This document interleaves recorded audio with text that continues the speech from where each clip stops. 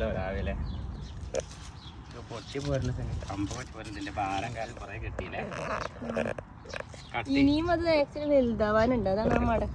ആണോ വെക്കണ വേണ്ട വേണ്ട കട്ട് ചെയ്യട്ടെ. ഇന്നത്തെ കറി ഇതാവട്ടെ. വെയിറ്റ് ഉണ്ടല്ലോ. നല്ല വെയിറ്റ് ഉണ്ട്.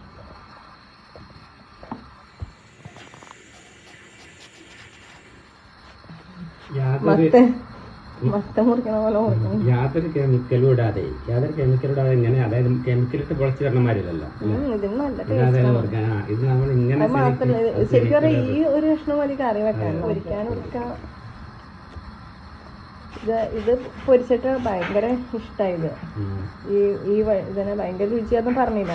പൊരിച്ചിട്ട് ഭയങ്കര